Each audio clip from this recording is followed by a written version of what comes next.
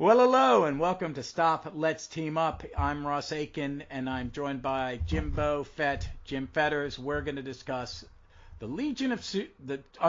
Justice League, no country, versus the Legion of Superheroes by Brian Michael Bendis, and I'm not familiar with this artist, Scott Gulewski. Yeah. And I don't know any of these people but him. Bendis. Yeah, I followed them on definitely. Twitter once they started kind of teasing all of this out there. And hi, everybody out there in Twitter world. I just kind of jumped into on this. But yeah, so Scott and Ryan Cody is the colorist, I believe, or the inker. I liked his work. I really liked the color. Yeah. The color choices in this were nice. I liked them. Yep. And then, it was Scott did the art and Ryan did the colors. And great stuff. That is by far the best part of the series is the art. Because like you said, I had not heard of them prior to this, and now I have a new artist that I like. So that's I could see him positive. I'd like to see him do another team book. Yeah, for sure. Because team book art is hard. It is. And there are a lot of people doing it now sometimes that shouldn't do it. Absolutely. I mean, the one, I guess there is a slight criticism, right? One could argue that, like on the cover of the 6th issue, a lot of the faces look the same, right? I noticed that he's got a pinched nose look. Yeah, exactly. But that's kind of stylistic. Faces are hard. Yeah, there. There's he basically has a wide face, a narrow face, and a female face. So that's okay. But when it comes to a big team book, I'm okay with that. I remember big artists being 5 or 10 years into the career, and they go, "Oh fuck, he learned how to draw a face." Yeah. John Byrne was like that. Oh wow, it's not white woman face, brown woman face, yellow woman face. Well, here's the thing. I love Jeff Moyes' art on Legionnaires. A lot of his characters, they have the same kind of face, or the same facial structure for the most part. But I'm okay with it because I enjoyed the art. I like Moyes. And right? in the old days, they used to do like you see that I posted every time I see it or retweet it, the Kurt Swan Legion model cards. This is how you fucking draw my characters. Yeah. Right. Everybody should. Yeah, here, stop. You don't need. This is your reference. Because I'm reading. I'm still in the Forte stuff, but Forte, they all have different faces, different heads. But they only have one plot. I'm discovering reading old Legion. It's God, man, this is the same fucking plot. You can't have it all, man. I know. As I announced in the last My Legion adventure, I'm going to start covering 2 issues in an episode. Yes, that's cool. I like that. Yeah, speed that up. Because I'm like going, this is the same fucking plot. But let's back to this. This actually kind of, when we get to talk about the end, I think the end reminds me of an Edmund Hamilton Legion story. In a way. Okay. So, I too like the art. And I like the concept of them teaming up. I've not read the Justice League leading up to this. I'm really behind. I finished Scott Snyder, and I did Endless Winter, and then I decided I felt dirty and disappointed, and I didn't want to read any Justice League because I was so burned out on the dark material. Yeah. Even though I didn't mind the concept. I kind of don't mind those things. It just was like a Brian Michael Bendis Avengers run. It meandered, got lost, and then the climax was bleh. So, yeah. But I haven't read how this team got together, who Epoch is, or any of that. And I kind of like this lineup of Justice Leaguers. I like odd one. I like Black Adam, anti-hero Black Adam. I don't know if this is anything like the anti-Black Adam Johns did, which is the one I like. I'm not sure. The way I always wonder, and this is just pure speculation on my part, but because we have the new Black Adam movie that's come out recently, that's been in the works for quite a while. Oh God, yeah. Right. I'm just wondering if this seeding of Black Adam into the titles to be more of a, I guess, anti-hero. I don't really like using that term, but whatever. Well, I don't think he's a villain. He's not a bad guy. He's not a bad guy anymore. Right. And he hasn't been since Johns. He's just, I have a different method. Yes. And he hasn't done anything. It's not like Deathstroke when they made him a hero. It's like, you can't erase Judas contracts, people. He slept with a child. It's icky. Oh yeah. Do not like that. Yes, he's horrible. But with this one, I mean, he's very much. I'm not going to say affable. That's probably the exact wrong word to use. But he's not kind of the Black Adam that you'd expect, right? He's not the John. See, I liked it when Johns made him said he's not a villain. Correct. Yeah, definitely not. He's not a villain. He's from an ancient culture. They had different mores, and he crossed a line and he had his powers stripped. He's a good guy, but he has a big chip on his shoulder. How about that? Yeah, that's it. I don't mind it. And I read, and I am gonna bust Brian Michael Bendis' chops in this, but I love Naomi. I like both series of Naomi. I thought it was the second one was definitely would have been better as a trade, Gotcha. But I liked it. I'm not a Naomi fan, but it's more because I don't know her and I haven't spent the time to actually read any of her title. It's kind of like John's with Stargirl. Right. Yeah, sure. I was this white adult, 30 or Bendis he's my age, I think. Yeah. Bendis writes. I loved his Young Justice. Mm-hmm. The first 2/3 of it. The last arc was, I think, it got derailed because of DC, not him.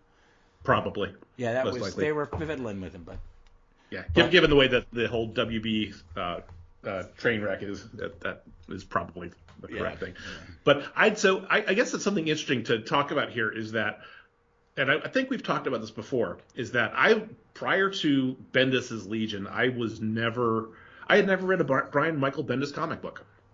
Well, I had watched a lot of the films and television property that is that spawned out of his comic books, but I never actually read a comic book of his. And then so when I go back and a couple years ago, I read Millennium and then the 12-issue run and then Future State. I was left extremely unimpressed. Just because it took a long time for anything to happen, and yes, things happened. We talked about the Legion origin. That was okay, but he made odd choices, and as a Legion fan, I was not sure I was okay with them. But he's the writer, that's fine. But I was just expecting more to happen faster, I guess. And I don't know if that's and at the time, I wasn't sure if that was a Bendis issue or if it was a modern storytelling issue, if you understand where I'm going with that. It's, if that's indicative of the way the industry is. But then I did two things. I started reading things like The Human Target, right, where it's a limited series, a lot happens every issue, and it's very compact storytelling. And then I also went back and I went to my local comic book store and I said, I want to read some early Bendis stuff that's good. And so he brought me over the Jessica Jones Alias volume, the first, I guess. Yeah, because I remember you showed me you had it last time we talked. And I loved it. I thought it was a great book, although the first half of it was much stronger than the second half. And I think you can attribute that to world building and things like that. I think he does a really good job at world building and he can showing these things, right? It's the characters that, or more specifically, it's when there's a lot of characters that are the problem. When you have Jessica, one-on-one with other characters, having just kind of a moment with one or two other characters, you see the Bendis style very evidently, right? It's the clip dialogue, the snappy back and forth. The closest analogy I have to him, and maybe this because I'm a theater person, he's very like Mamet. I don't know if you know David Mamet. His plays and his films everybody's very short. Yes, clipped, clipped and overlapping. And Bendis has that thing where he has this guy draw like 30 panels very close together with one. Yes. Absolutely. And it's a motif that he has artists insert into books. Gotcha. So it's kind of like, and I think Aaron Sorkin probably used, a lot of that. Sorkin style, does it too, right? Except he speaks in full sentences. Yes. Yes, but they're still very clipped and on the move, and right, it's back and forth. That worked fine for Alias. It doesn't work for a legion of 20 plus characters, and it works even less when you have two teams that are, that size coming together. Well, I want to go because I liked Millennium. I really enjoyed in Millennium and the first story Okay. that he did, that first trade. But it just focused on Rose and Thorn, right? Yeah, it was Rose, and then it was a lot of John, and there was some world building. Yes. But he introduced 28 characters all at once. We still don't know shit about any of them. And Shrieking Violet has not said a word. She said 0? She has said 0 words the entire time. Element Lad looks Brotherhood of the Geek. Why? He's Shaggy. He's Shaggy from Shaggy, Scooby-Doo. yeah. It's like, it's just, it's awful. Starboy, I mean, that's the thing. he didn't build any characters. He did. Right. What gets me with this is even before we get to this miniseries, he has had 14 issues, and I thought the Future State issues were better than most of the shit he did. I agree. I was not a fan of the art of those 2 issues. It suited the story. I get you. Yeah, I guess. I don't want to see them do something else, but it suited the story they were doing. Yeah, it was just really, kind of odd. And he had these weird artifacts, like you had the animated series Shrinking Violet in there for a hot second before they figured it out. Oh, we need to actually have the Sook design in there. But I think the Future State was interesting because he had 2 issues. He had a 2-issue boundary. So he was forced to have a relatively efficient story to be able to pack. And he had less characters. And they were all whole new in there, but still, you had a bunch of people who didn't say anything or whatever, right? So it was, and I agree. I enjoyed of that entire run from Millennium to this. The Future State, from a storytelling perspective, was the best read of the entire. Yeah, I don't think it's a great Legion story because I don't think he's really written a Legion story. Because there's no characters, right? Like you pointed out, we don't know any of these people. We don't know. We know the founders to an extent, but not enough about them. Yeah, but is that us knowing it because we know it already? That's a good question. How are you attracting a new reader? Yeah. You're going to get the Bendis fan, the hardcore Bendis fan, I think would still be disappointed in this. In the Legion versus, or in the Justice League versus Legion, yes. Yeah, I mean, they may like the original one, but I mean, he because of the way he tells stories, he's planned out the arc. So you have issues where I felt in this one, all this stuff happens between issues 1 through 4. And then there's a plot twist in 5. Yes. Which is settled very quickly in 6. So I would say, well, there's 2 things there. So I think issue 4, actually, I would say that everything happens in the first 3 issues because issue 4, I stopped buying after issue 4 because issue 4 was where all these little mini groups got stranded in various time eras. Mm-hmm.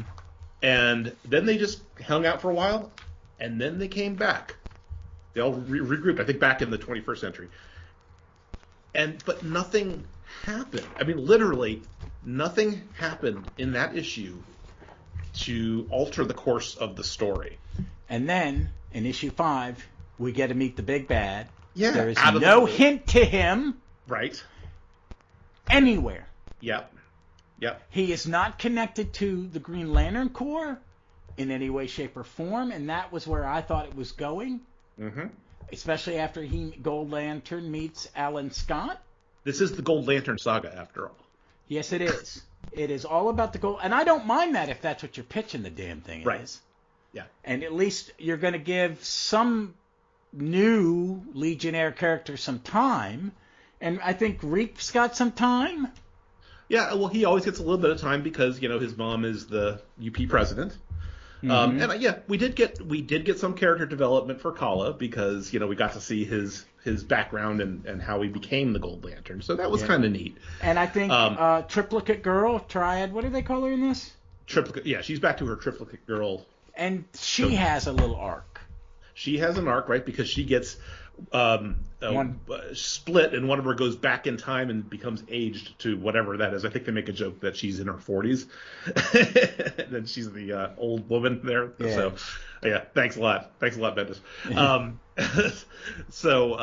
But then of course that gets resolved. There's a lot of angst after the one Triplicate Girl gets aged, and then there's a lot of angst for 4 issues about, oh my gosh, what's going to happen if we merge, and of course then they end up merging and everything's okay.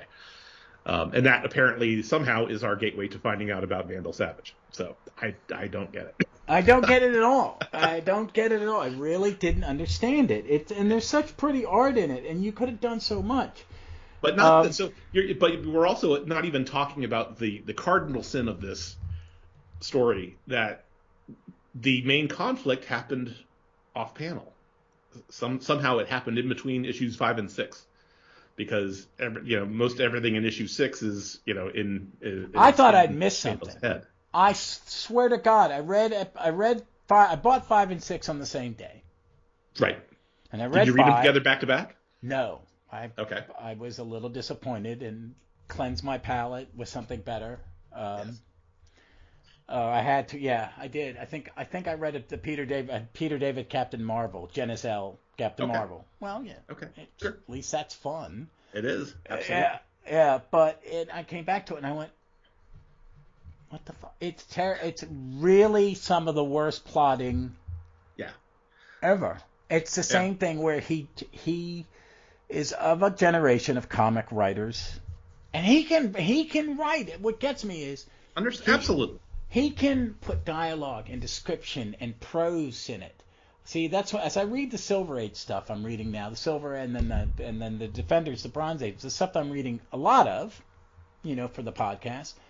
There's a lot of comment editor. There's a lot of narration boxes. People have full conversations. It may be about something frivolous and comic booky, but it's a conversation. Yeah. You'll have thought balloons, so you get motivation and reason. There's a reason we have thought balloons, because I'll just draw. You'll know what the character's thinking by when I'm drawing. It's like, no, because none of you are Will fucking Eisner. Yeah. It's not happening. 90% of the time, it's not happening. You need to assist us as storytellers. Absolutely. We're not saying dumb it down, but give us all the information. I'll give you this is a good example here where it's attempted, and this is not in this particular story, but it is Legion related. So in the 3-boot, there's a scene somewhere in the teens. It's after the Supergirl introduction into the Legion, and Shadowlass is with a bunch of other Legionnaires, and they're like kind of beaten up on somebody who turns out to be an undercover like pirate or something like that. And all these grown-ups come out of their building saying, "Hey, you're causing problems," and Shadowlass kind of bullies the guy into taking his goggles, which is like, and I just finished reading the entire 3-boot yesterday, actually, so I have thoughts on that. But in this case, right, the whole Kitson is drawing the scene of essentially Tasmia kind of extorting this guy's goggles off of him, right, kind of threatening him.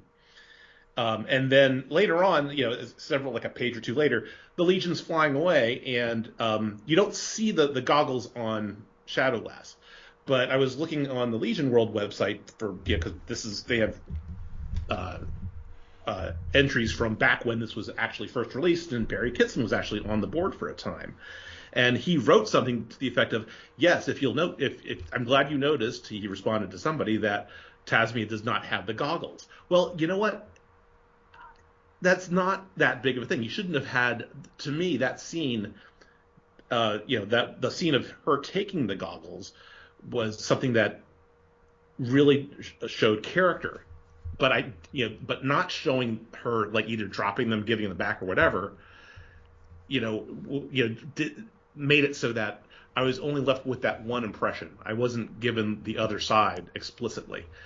Sometimes, you could say, "Oh, you should have, made that leap in your head, Jim." But well, I mean, sorry, I'm not that kind of story reader. And that's their intent. And I will go. Okay, I like to do when I'm reviewing stuff, and I don't like to say I'm reviewing, or I'm going to critique what I felt about it, because it's, I have been viciously reviewed as an actor, and I know how fucking bad it can be. I've taken in the teeth, deservingly.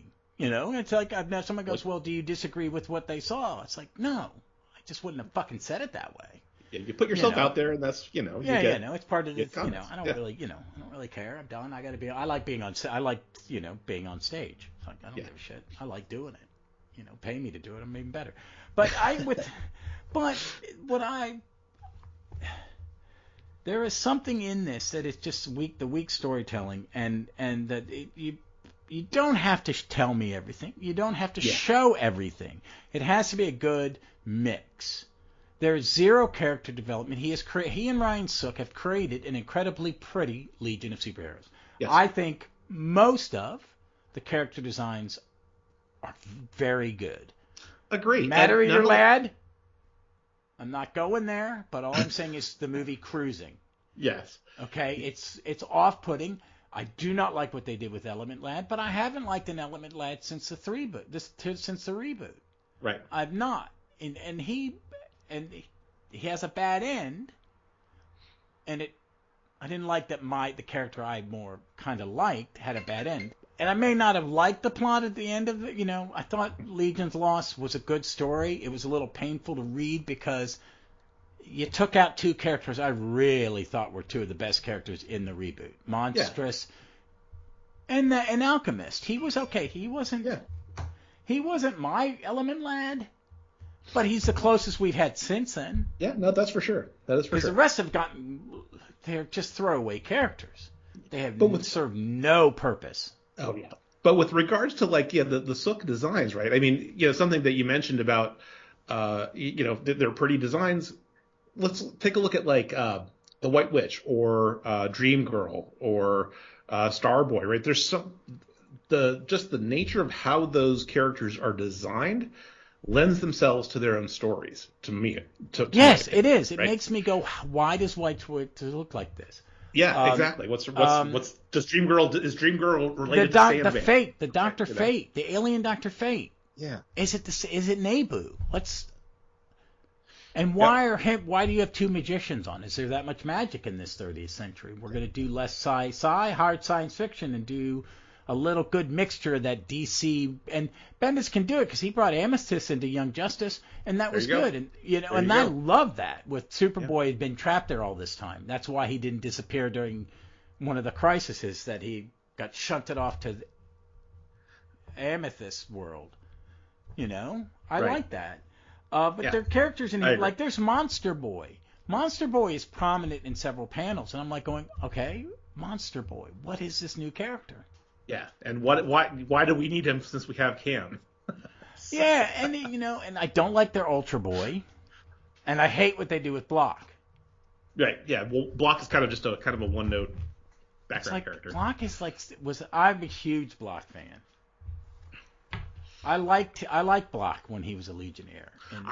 When he was in that Baxter run, he had the whole back and forth between him and Timberwolf. That was some classic stuff. That was really good. It was like that perfect thing is we've created a friendship accidentally. Yeah. It's like Beast and Wonder Man and the Avengers. It was like everybody realized one issue these two dudes are best friends. And I bought Booster Gold and Blue Beetle. Yeah, absolutely. Yeah, that's a great example. And then they've never tried. No one's ever brought Block back properly. Not really. Yeah, they never brought him back in the reboot, and this version is I don't know. Yeah. So, did they bring him back in the new 52? I don't think so. Yeah. I'll have to go back and check. That's a good question. Yeah, because I can't remember him being back because I'd have been happy. Because a lot of that stuff centered around characters I wasn't as interested in. Right. So, but I mean, I just don't understand how this thing starts. I mean, and I don't think it starts badly. No, in fact, I think the first 3 episodes I thought were slow, but first 3 issues, it was okay. I mean, because the first issue is set up, right? So you get this, you get the Legion intro for everybody. Then you get the threat from the Great Darkness, and and what's going on there. Then we get the Justice League, and then everybody comes together, right? Eventually.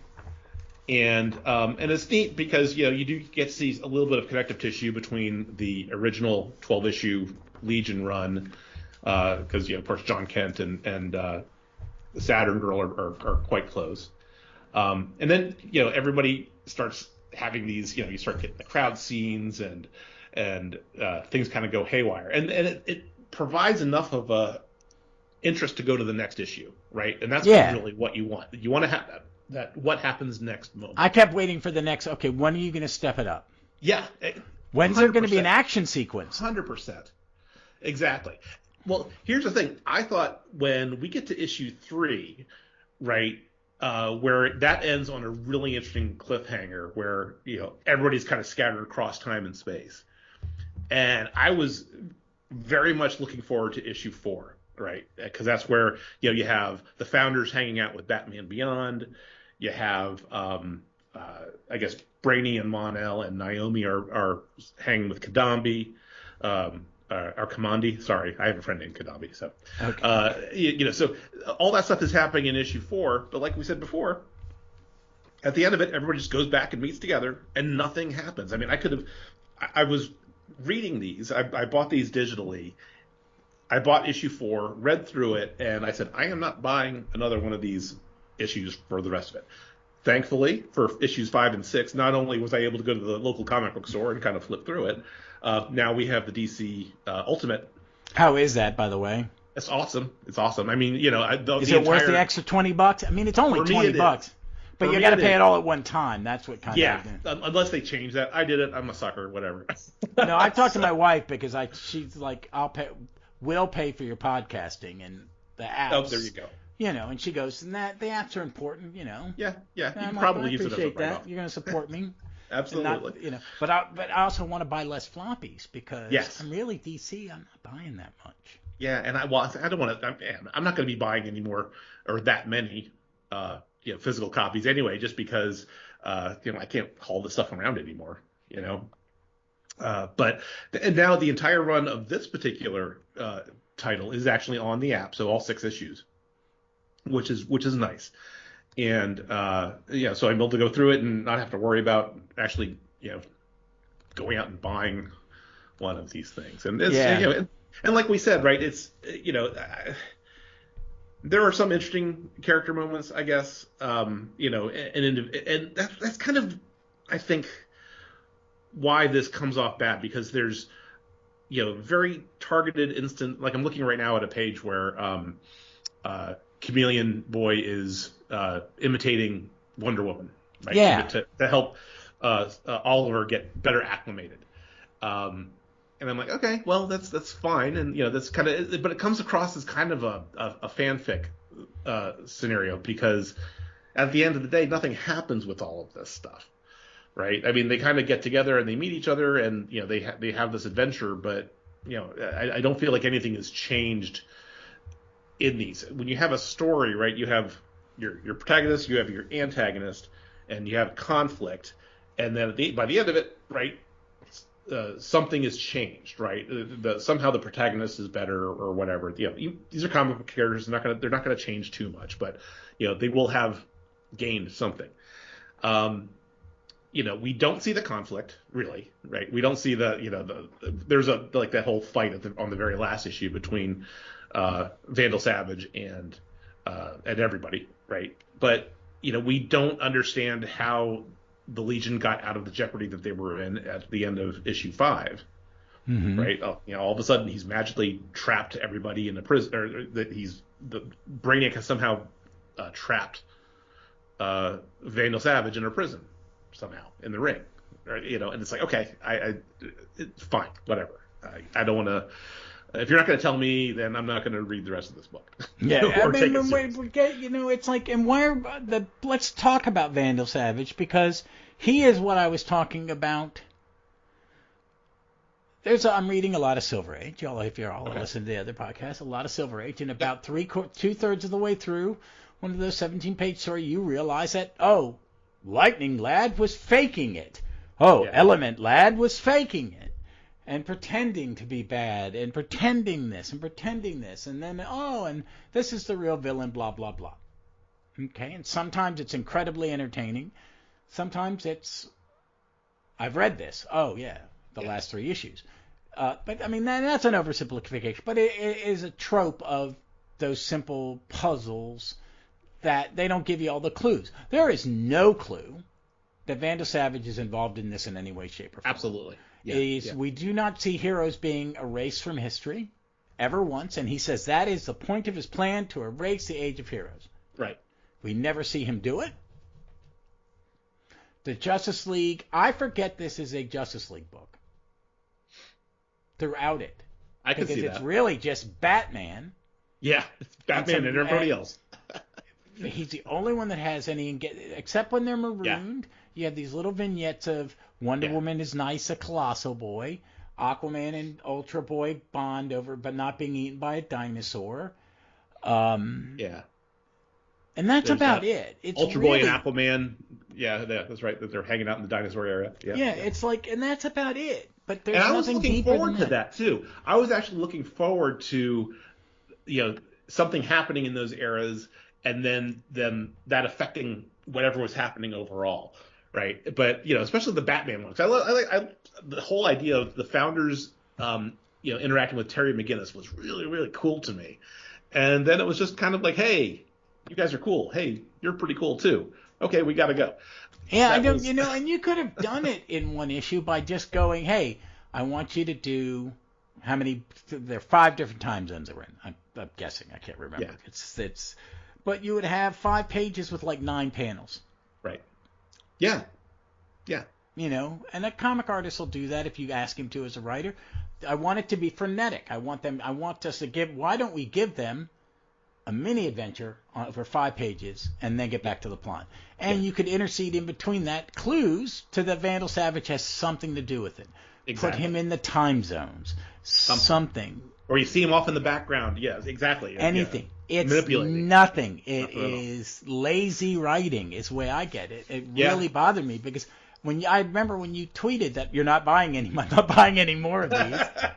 I was like, how bad was it? And then I got issue 4 like 2 weeks later, and I went, oh, every bit of as annoying as that, because I didn't buy 5 and 6 for a while. They forgot to pull them in my box, and then I always go and make sure they didn't miss anything. I went, oh, I didn't miss these, and they said, oh, sorry about that, and I said, no, literally, I didn't miss these. I'm just buying them so I can finish this. It's okay. It's okay. It's okay. As long as you're, I sent an email when the John stuff come out, and to the guy who runs the comic shop I go to, said, can you make sure I both have Stargirls and the New Golden, whatever the other one is? He goes, I already added it to your list. All right, thanks. Yeah, you have a good comic shop there. Well, no, me and him have very similar tastes. We're both Avenger guys. He understands Legion. He just completed his All-Star Squadron run. So I think he had read it and sold it. He's had a complete Avengers run twice in his life. Gosh, that's the kind of thing. Yeah, that's a lot. Well, now, yeah, but I didn't miss it being pulled. It's just I'm very disappointed. Sorry, hound dog walk in. I thought I'd guided her out. But I'm just, and I've said this on the podcast more than once, is every reboot of the Legion has had diminishing returns for me. It is. Yeah. For sure. I love my era. I really love the reboot. It's so much fun. I've read the first arc of the 3-boot, and I'm looking forward to reading the next arc, the next trade. Yeah, I'm not as much looking forward to reading the end of it, because I remember trying to read the end of it when it was coming out, and because Shooter was on it. Oh, God. Oh. So I just to not take too much time on that, but it has promise, but then it just totally it's like fumbling at the goal line. That's kind of where I think that's when I started reading. It was like the last 4 issues. Ooh, I'm sorry. Oh, it was awful. It was awful. That was bad. Yeah. But and then I read that when they brought it back with New 52, I at least recognized. No, I liked in Infinite Crisis. I liked the Legion arc in that. I liked the Legion of 3 Worlds. My comic artist drawing the Legion finally. Well, I mean, Perez drawing that was awesome. I wasn't a big fan of the story, to be honest with you, but just for the art is. Yeah, I think. I mean, let's put it this way: the story. It's not that the story was like Justice League versus Legion bad.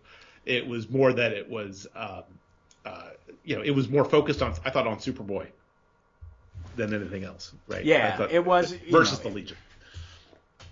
But I guess, coming back to the whole Vandal Savage point, it's funny because I remember I have from a reboot perspective, I criticize the Abnett and Lanning version quite a bit for their use of Ra's al Ghul as the main villain for that first arc, right, of the Legion, of that title.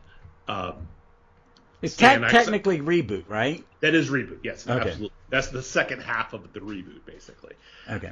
And I never thought that it was a good fit because Ra's is a Batman villain, and if Ra's lives to the 30th century, then that means Batman failed and all that kind of stuff, right?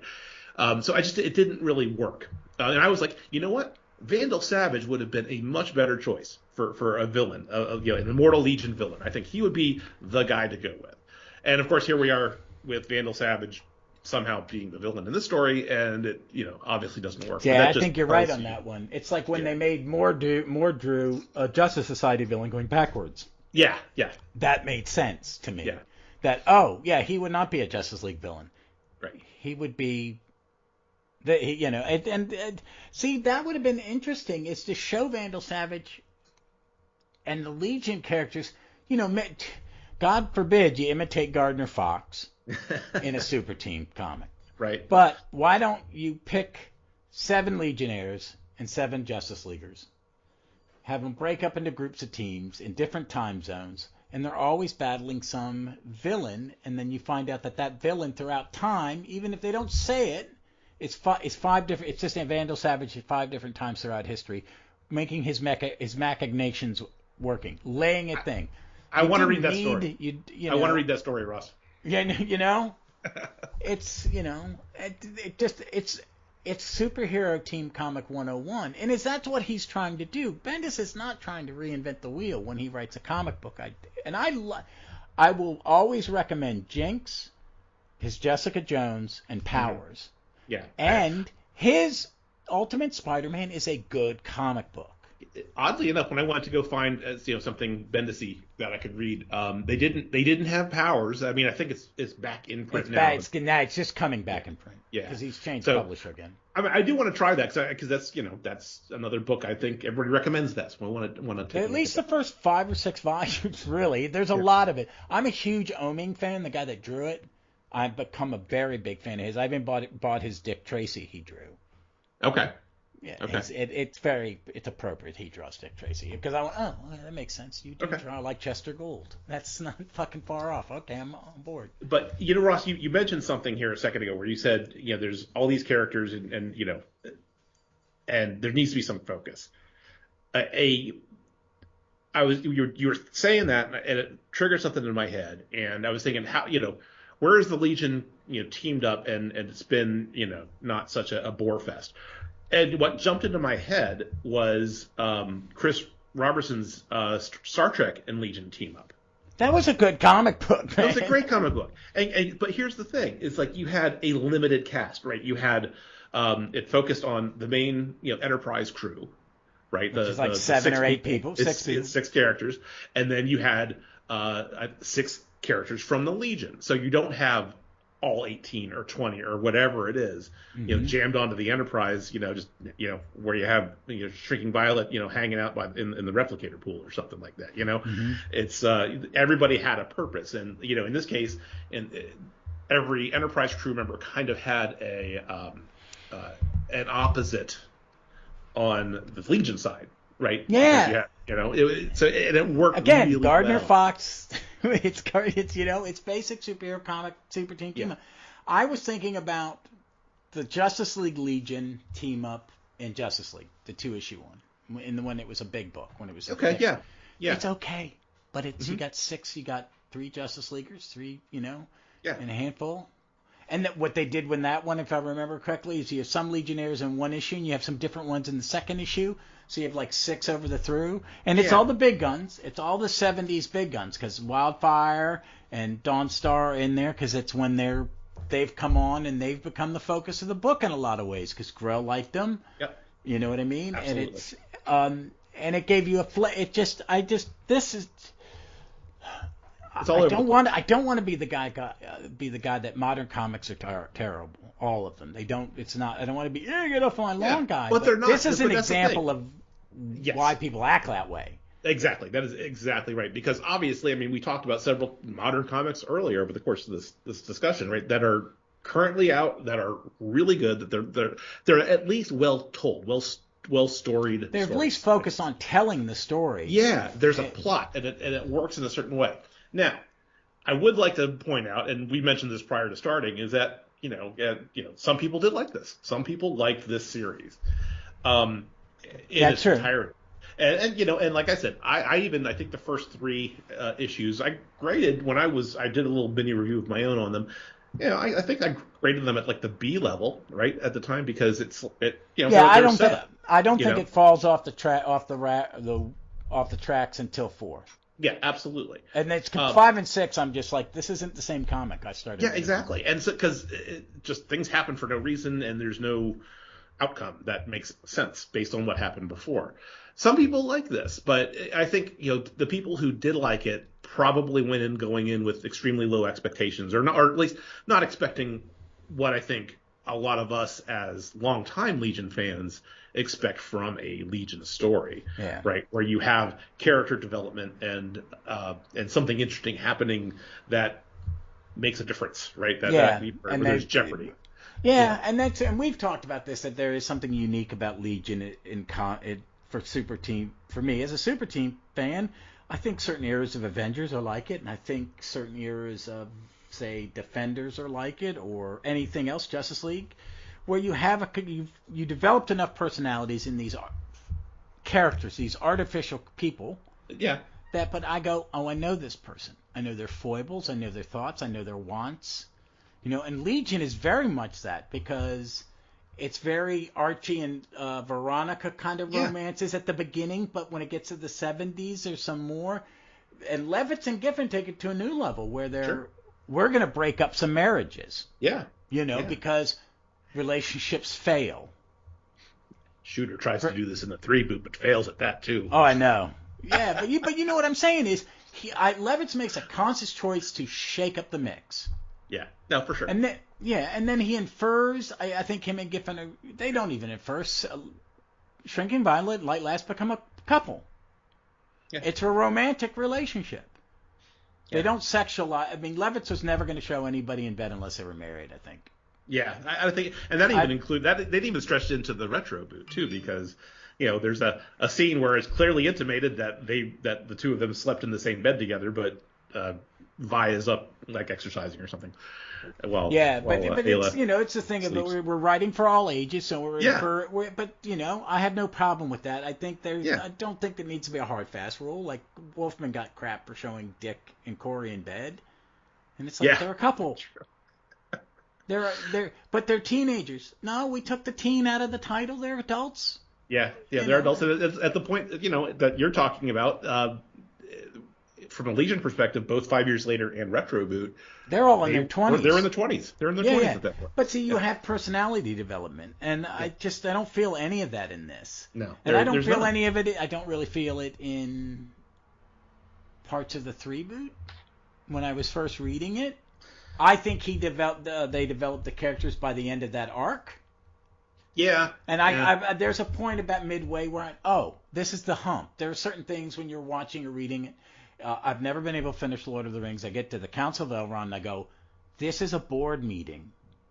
This is that meeting I sit in, and thank God it's on Zoom, and I'm playing Candy Crush on my phone and underneath the camera. Well, now we know what Merry and Pippin were doing in the Council of Elrond. Because it's just, but you have to muscle through it, and you get to it, and and I understand that they're, in comics are that way. There's sometimes when I've read a comic and I'm like, what? My brother would hand me and goes, read this, and like reading early Avengers. Yeah. With me going back with Legion, I read the early Avengers later. So I was like, okay, I'm reading an historical document. Yeah. It's, but there's none of that in this. There's none. And in a lot of modern comics, I feel like they shy away from it. I just read Rorschach by Tom King. From the Watchmen, yeah. The Tom King's detective story, name that. It is not it's some years after everything happened, and it's about someone else wearing the mask and why. Okay. Yeah, I haven't. That's on my list. I haven't read those. I could not put it down. Really? They Okay. talk all the fucking time. They are caption box all the time. But I get to know the private detective. I get to know it's one of those detective novels that starts at the end. It's like Human Target, right? I mean, I'm going to get that when it comes out in one volume. My comic shop guy goes, they divided it in two. Wait, they'll put out a single volume hardback. No, but it's like I'm thank God that we have this DC app Ultra or whatever they're calling it, right? Because now I can actually start getting back on board with it. Because I was on a 6-month delay before.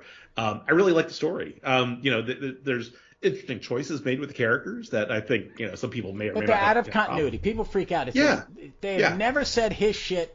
These miniseries is in continuity. Right, exactly. But it's a fascinating read. I want to know what happens next. I'm looking forward to Danger Street. It's great, and so. I want, and maybe that was the whole point of this comic, is that it's a fluff book, right? Where it's just somebody is like, hey, let's bring characters together, let's bring these teams together, and just do some cool stuff. Well, okay. I mean, I want to think this. I'm not, and I don't follow a lot of comic news, and there are a lot of people who do YouTube and podcasts to just bash the new stuff. But I'm like going, Chip Zdarsky's writing Batman in Detective Comics. I want that. I'm waiting for that to be on the app, or me to get the new one so I can get it, because I've never read a Chip Zdarsky comic wasn't entertained by, and he doesn't shortchange you on character development and motive and stuff like that. There's some depth to his writing. Right. He did an Uncanny Avenger run when their last version of that. And it was this weird grouping of characters, and it was Stegman was drawing it, and it had Cable and Deadpool on the team, and I thought I should hate this. One of my favorite recent Avenger runs, because it was fun. Yeah. And they all had character, and it was a big group of 10 heroes that I never thought to go together, and I went, okay, this makes sense. They decide that Hank Pym and Ultron have merged into one being, and he's evil. And the Vision, Scarlet Witch, and Janet the Wasp know their only option is to kill him. And you see a panel where even the Vision, they're all just like, they've felt that moment that they've decided they have to kill their friend, their ex-husband. And Johnny Storm's in the panel, and he's a little face, but you see the pain they're in one panel. And then there's a conversation about it. So you understand that, oh, wait a minute. So it's good storytelling. Something's going to happen, and it's going to have ramifications. Right. But I think with a lot of more recent comics, and I don't know, because I'm not reading that many. I'm reading like Avenger stuff, and I'm reading Justice League stuff and Legion stuff, and some books, I think, and I look at some of the stuff, I think a lot of floppies are even more disposable in a bad way. Well, I guess here's my problem, I guess, with the current bash, at least with this particular title, is that I guess it's fine that this is a book where you just have a lot of neat characters. You have the Justice League cool characters and Batman and the Legion. So theoretically, this should be a good cross marketing kind of thing, and and it's kind of cool. Let's bring these together and see what happens. And even if you have this nothing plot where it's just a bunch of, okay, let's have these characters go off to the side and have this discussion and this do that. It's $5. It's almost like $5 an issue. That's another thing. That's a whole different rant for me, because it's just, I want something for my money. I want 100%. More than 20 minutes of my time. Yes. I could flip through this book in like 5 minutes and understand what's going on. I can pause to appreciate the art, but it's like I want to read. I'm here to read, and I want to read the panel. I want to look at the panel, see what the action is in that panel, to see what's going on, and read the words, because they both convey the plot together. Yeah. That does not happen, you're missing something. The whole time I'm reading this, I feel like I'm missing something, and it was I did not get value for my money, is the best way to put that. Yeah, and I don't think you do with floppies. I think, I saw someone post about when the ultra level tier of DC Infinite was announced and stuff. People going, "Oh, we're going to an all digital age," and I went, "Well, we may be. There's still tactile. I'm a physical media guy when it comes to TV, and as a Doctor Who fan, this whole announcement today that we've known for about a year now that Doctor Who's not going to be made by the BBC. It's going to be made for the BBC, but it's going to be made by an independent contractor. Bad Wolf Productions. People who have done the show before and use that cachet to form their own production company and get work in LA. Right. Now, the last Doctor Who produced by BBC has aired. The next day, the new Doctor, who we knew was coming, comes out to announce that, yes, I'm the new Doctor. There'll be 3 specials before me, and then I'll be here at Christmas. But we'll be on Disney Plus everywhere else in the world. Disney's not paying for anything. They're just a delivery method. And I think it's a good choice because Disney, Doctor Who, kid show, Doctor, good choice. Sure. But someone goes, was that going to screw up the DVDs? Because a lot of these streaming services, like Disney, Marvel TV shows on Disney are not released on Blu-ray in this country. They're only available on DVD and for a limited time. They're not for sale. The movies are for sale, but the shows are not readily available for purchase. That's curious. It is. I saw it when I looked for them because I keep physical media. I don't trust streaming service not to fuck it up and move it. Because they're going to. We don't know Doctor Who's going to follow. I'm a Star Trek fan. All Star Trek TV has finally made it to Paramount. Paramount Plus, yeah. They've now removed all the movies on Paramount and put them on HBO Max. Oh. That happened about 3 days ago, last week maybe at the latest. No fanfare, they just moved them. Wow. Which means HBO Max went, I need something for people to watch because we're going through a restructuring phase. Oh, that's right. They're going to have the Legion animated series there, so it's yeah. Well, that's good news because that sounded good. Well, that was at least. I was talking about the Bendis one that was announced, so I know I was trying to be sarcastic. The TV movie I'm excited about. I don't think the Bendis one's going to happen. I don't think it's going to happen. Yeah, I agree. I don't think they're going to spend the money. I think they're going to get. I think there was more news yesterday or day before yesterday now that Gunn and his producing partner will be the Feige. Okay. For DC. Yeah, that's right. They're going to be running DC. Yeah, and I think it's a good one. And me and a buddy at work were talking about what makes me feel comfortable with it is, one, it's Gunn, and Gunn knows what he's doing. 100%. Gunn can do more than one type of movie, and he understands that there's not one size fits all to storytelling. Yep. And he also knows that I'm not a producer, even though I am a producer. But this is the dude who produces all my movies, and he's going to be my partner because he's going to tell me I've made crap movies and I've made good movies, and this is how you make a movie. Yeah, I'm looking forward to see what comes from this, I think. Yeah, and I think, it won't be, we're going to see Henry Cavill's coming back as Superman. That's been announced. That, the reason, people are complaining, why isn't Shazam with Black Adam? We're going to see them duke it out. There's a plan. You're not doing... Hope so. Because I like the Shazam movie. I did too. Yep. I went, okay, you got it. That's DC. Thank you. Yeah, I'm good.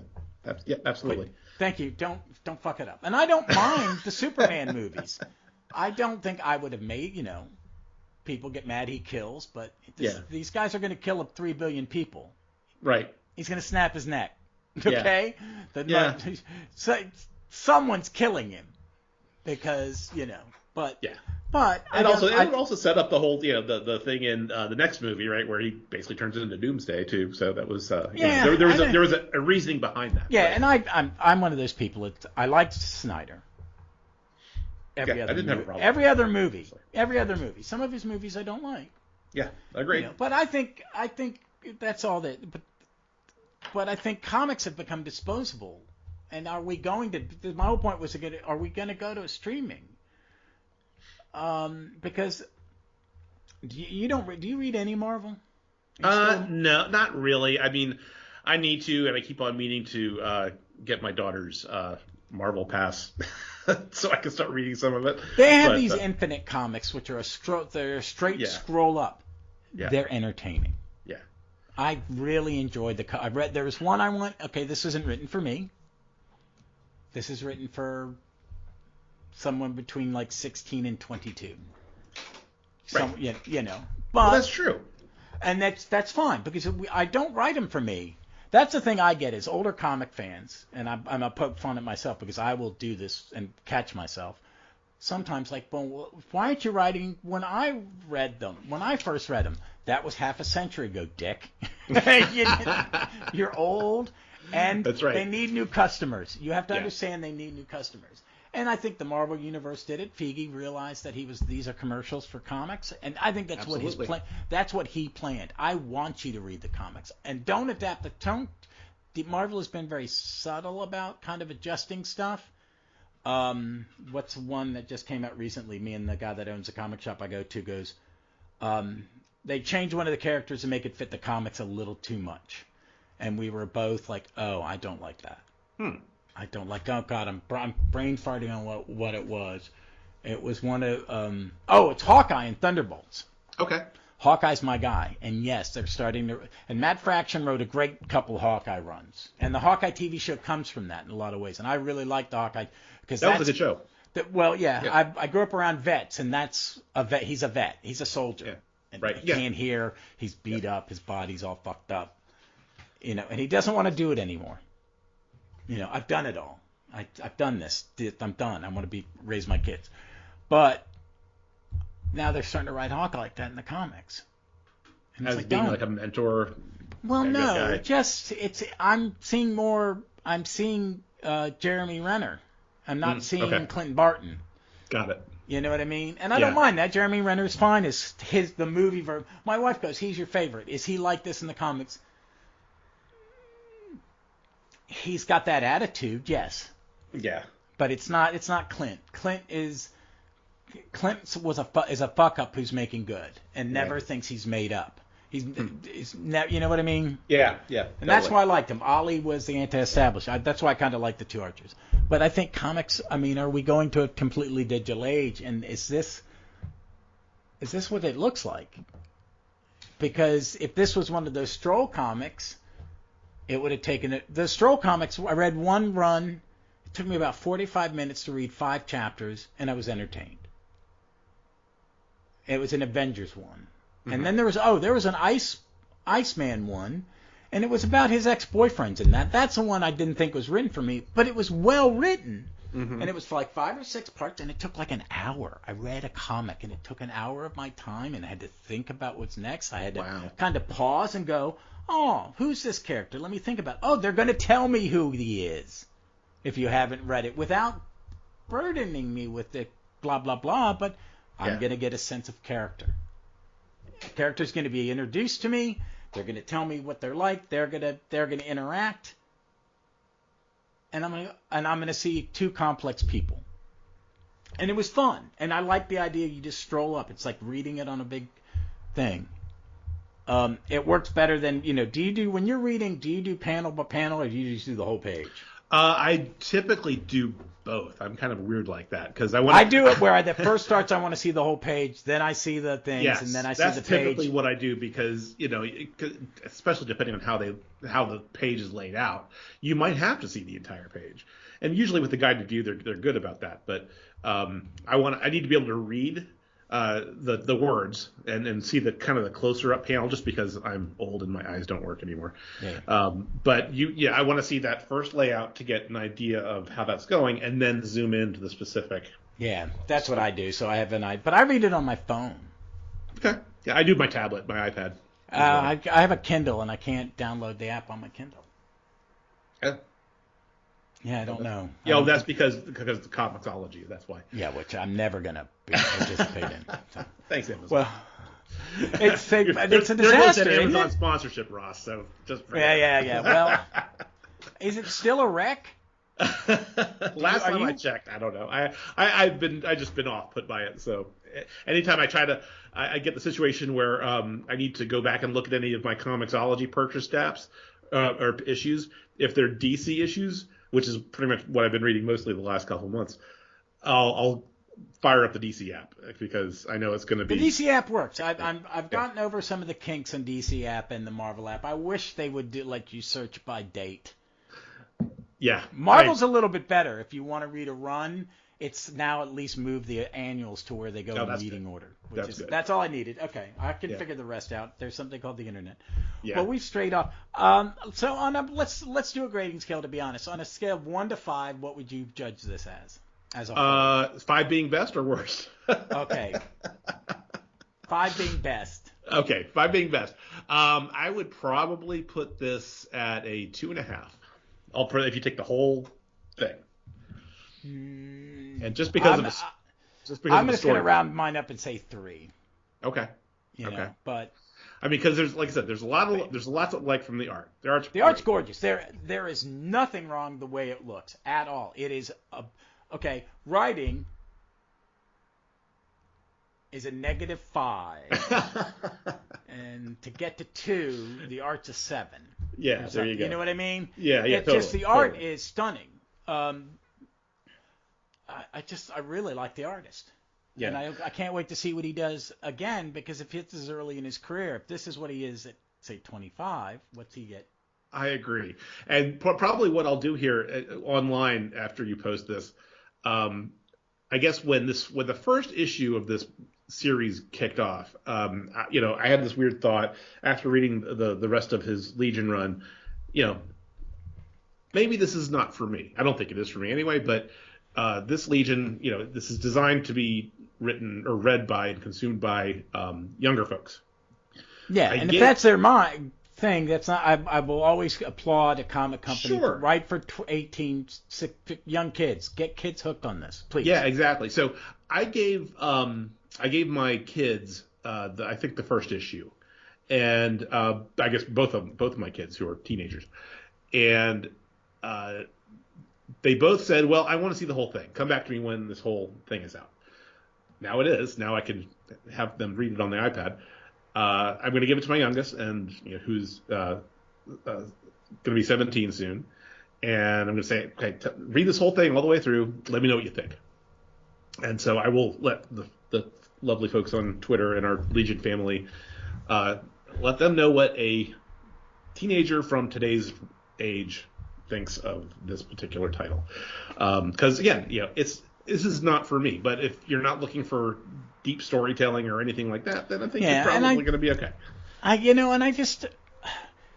We talked about Tom King, and I've liked his, and I'm looking for stuff that's dense. And I mean, the best thing, one of the things I've read recently that I liked was the first arc in New Warriors by Fabian Nietzsche. It's dense. It was like, okay, I miss comics like this. Why wasn't I reading this dude in the 80s? Right. Because I never read his X-Men. Yeah. So. Yeah. All right, folks. Let us wrap this up. We went a little off, but that's me. And I love talking to Jim about Legion. You all should be used to this by now. Yeah. When that Legion movie comes out, I'm going to have you and Kirby on at the same time, and the three of us will have a discussion when it's coming out. I had a blast talking to him about Secret Six. Yeah, you guys had a great conversation. That was fun to listen to. I forgot how good that damn comic is. It is a great comic. But I'm the person who's read Ostrander's Suicide Squad 5 or 6 times. So. Yeah, in fact, you guys, and I haven't started it yet, but you guys going through that makes me want to reread that, because it's been, oh my gosh, it's probably. You don't have to read any of the Infinite Crisis shit it ties into. Because it's just about them. Yeah, no, this is the early stuff that you guys were kind of talking about. I kind of want to revisit this because it's been forever and I've forgotten pretty much all of it. Yeah, I'd forgotten a bunch of it and I'd read it. I'm looking forward for the next one. Well, where can people find you, Jimbo? Well, I'm pretty much exclusively on Twitter, but if you look for I'm Jimbo Fett 87 on Twitter. So obviously I'm there. I do have a on and off archive of our own fanfic site where I'm trying to do the reboot after issue 125 of V4, and I have no time anymore, so right now it's kind of stalled. I can get back to it. So, but those are the two main places you can find me online. All right. Well, folks, you can find me on Twitter at JSA4E, and just remember, be safe, be smart, be kind, and read some comics.